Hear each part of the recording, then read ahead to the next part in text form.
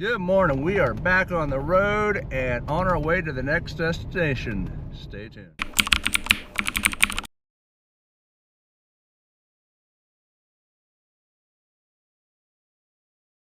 So we're starting the morning off with a 13-mile drive on unimproved dirt to get back to the highway to get us heading in the direction of the Arizona BDR.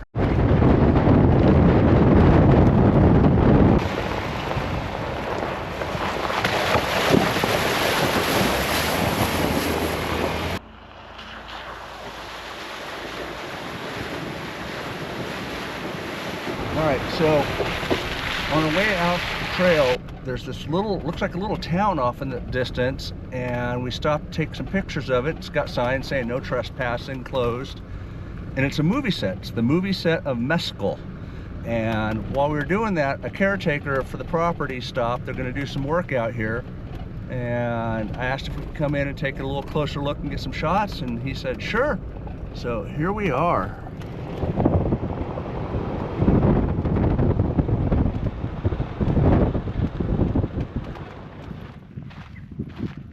Well, I don't think so. I wish you would.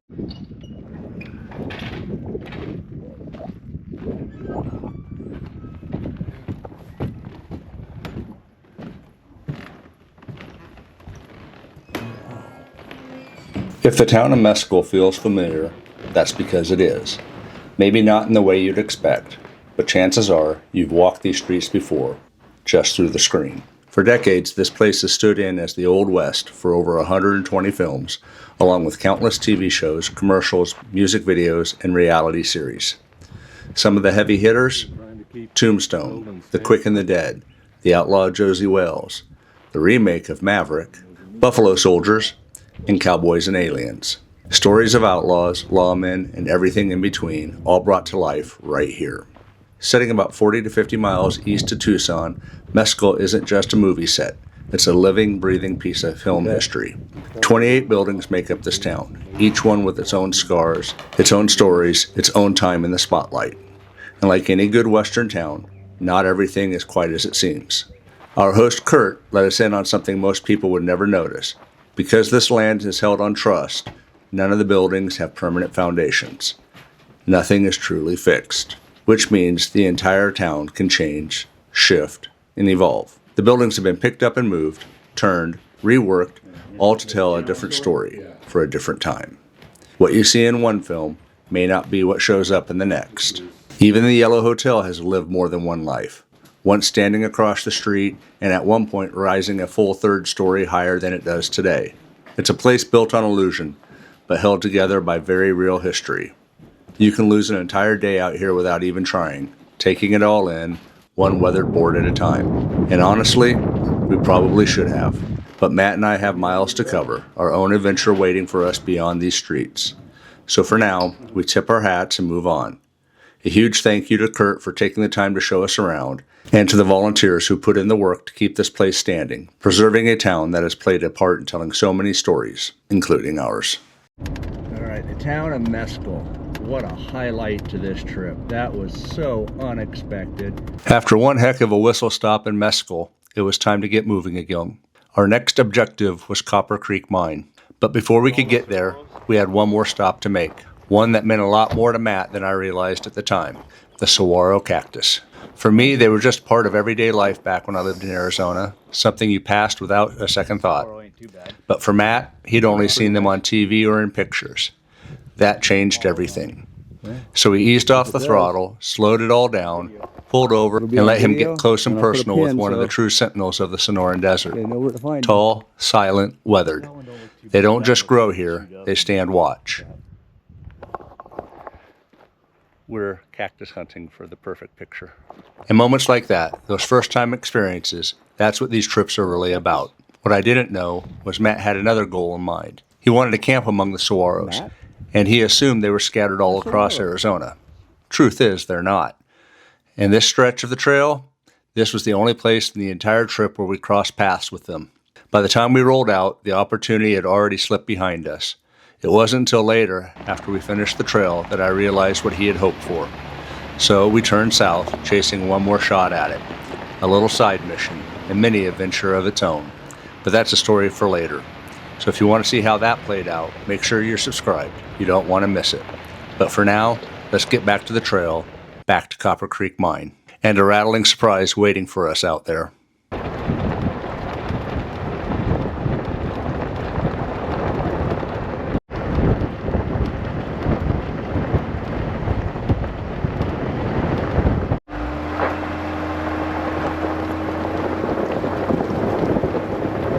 After several more miles slipped beneath our tires, the desert began to change. The towering saguaros faded into the distance, replaced by low brush and a tighter terrain as the trail pulled us deeper into the desert. The walls closed in, and just like that, the landscape felt different, quieter, heavier. That's when we started to see something new. Signs. Private property, no camping signs.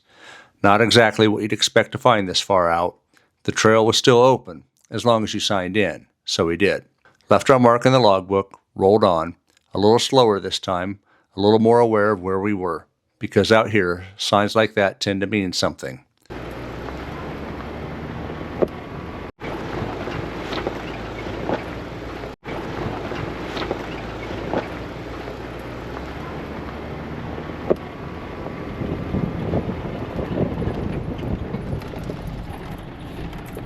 Eventually, the canyon gave up its secret. There it was, Copper Creek Mine. But even here, things didn't quite add up. Fire rings scattered around the site, clear signs that people had camped here before. So which was it? Off limits or overlooked? For us, it really didn't matter. This was just a stop, a chance to stretch our legs and take in a piece of history before moving on. The fence surrounding the mine had seen better days. Sections bent, broken, opened up just enough for someone curious enough to step a little closer. And yeah, I got close. Close enough to feel the weight of the place, but not close enough to do something stupid, because of that old bridge leading in. Sketchy doesn't even begin to cover it, and I had no interest in becoming another story tied to this place. Some things out here are better left alone. That's a pretty neat area. I'm not gonna cross that bridge. Yeah, you're right. It looks like I could cross it. Just stay on that board. Right there. Walk straight across. Right there, straight across. There ain't nothing really see on the other side. Don't fall. And yeah, not much to really see on the other side. Risk versus gain, not gonna do it. Again, we've been kind of talking. The signage to come in here says this is private property and there is no camping allowed. However, there are several fire rings right in here, and I think we're just going to be respectful, turn around and head back out. Yeah, we don't need to take that whole trail around. No. The trail continues up and there's a loop, comes back down, but yeah, I think we're gonna kind of err on the side of respect and keep this place open for other people. We had our lunch at the mine, climbed back into the Jeeps, easing back onto the trail, and for a while, it was just more of the same. Rock, dust, engine noise echoing off the walls. Darn government seating. And then I saw it, right there from the Jeep, stretched across the trail. We stopped, took a moment to film it, to appreciate that rugged desert beauty up close, but on its terms. For a few seconds, it tolerated us. Still watching, then it made its decision. Slow and deliberate, it slipped off the road and disappeared into the camouflage of the desert floor, not before letting us know with a quick, unmistakable rattle. Listen to that rattle go. You're just a scary little guy, aren't you? A warning, don't follow, because out here, this is its home, and we're just visitors. Visitors that were quickly becoming unwelcomed. That was too cool. We just had about a 3-foot rattlesnake crossing the road. So Matt and I got out and took pictures of it because that's what tourists do.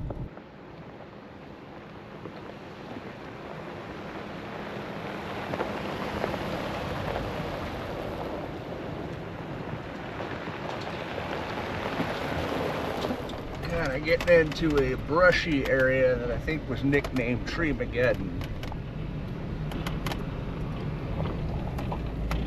So far it's not too bad.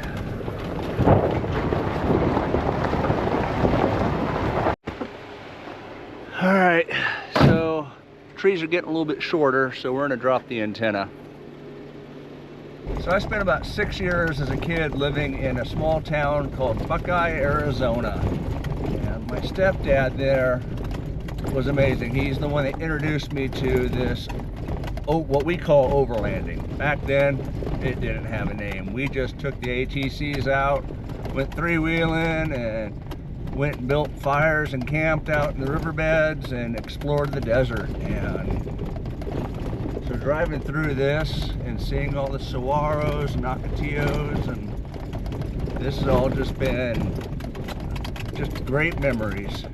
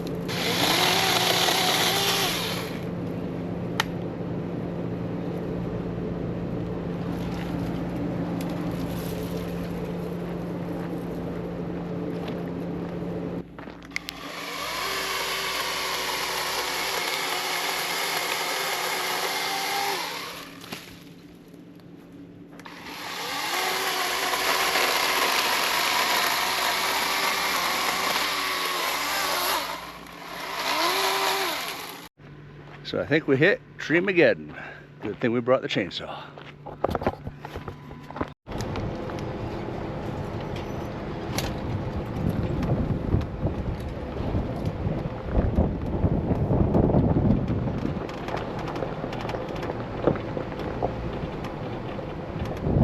Well, we made it through Treemageden, and now we are on the highway putting some miles behind us, getting to the next campground.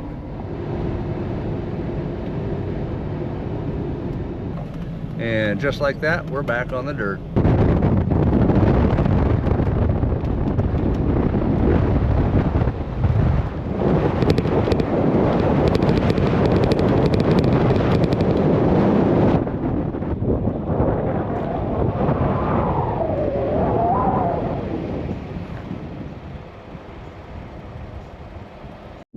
All right, we have put on about 160, almost 170 miles today. This is our camp for the night.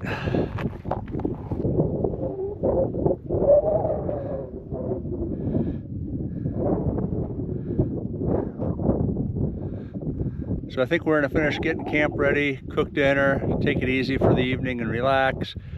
Thanks for coming along with us on this part. We'll see you in the morning.